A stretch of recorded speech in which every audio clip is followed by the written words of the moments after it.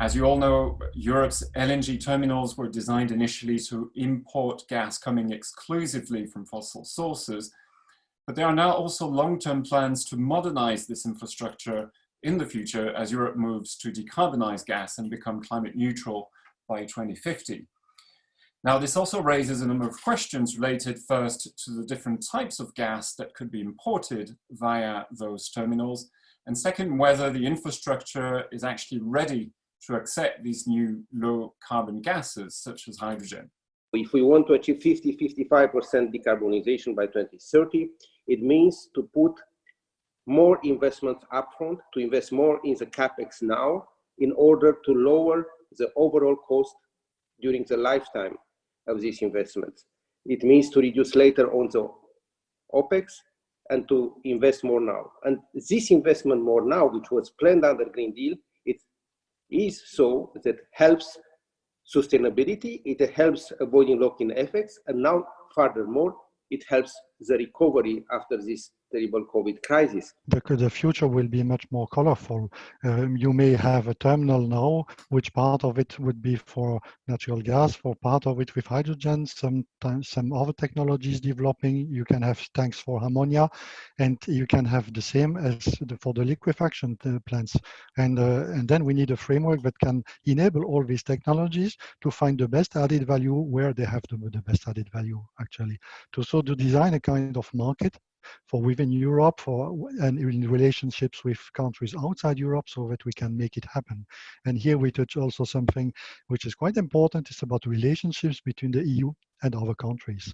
And we have to make a framework which enables them to invest in the production of green energy that will then be imported within the EU. And quite important work as well if we want to have these third countries working with us. All the ideas of bringing hydrogen in are not super new. However, due to COVID-19 and due to the crisis we just lived, I see a certain acceleration of some of these points. We are expecting the fourth gas package, whose newest name is, I think, Energy System Integration. And there also the question of how the different grids can be coupled will play a role, and hydrogen, of course, needs to be seen. And also in the strategy is the question of how to scale it up. Because what we are discussing here, all the long-term strategies now with the Green Deal and with the possibilities that the green recovery stimulus gives us, we have to look at scaling this up, and we also have to try to think about how this is possible. The work that we've done tries to suggest to LNG suppliers that they're going to need to up their game in relation to emissions, and particularly in relation to methane emissions. There's a really important question about how LNG, before we get to hydrogen or other decarbonised products, continues, given that, as Thierry said, global and indeed EU imports of LNG have been rising fast over the last couple of years. And with the amount of new product coming onto the market, we would expect this to continue.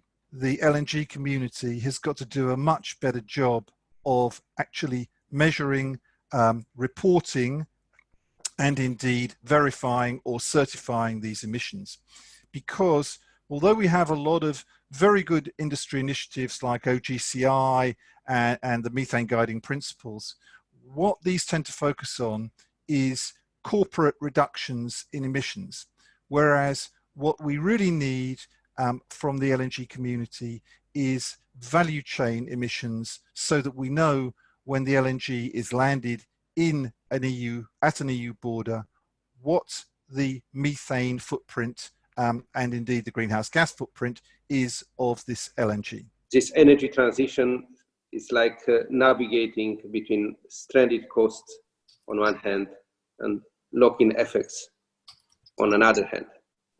But on a more serious one, I think it's very important and to work all together and not to leave anyone behind, to understand the needs of the consumers, to understand the needs of the society, but to understand also the needs of the industry, to understand the development on technology and the opportunities that technology brings to us, but to make best use of these opportunities in a way which allows us to realize the transition and to realize objective carbon neutrality in the most cost-effective way and integrative way with all the actors, and to enable the potential of the different solutions to play the role.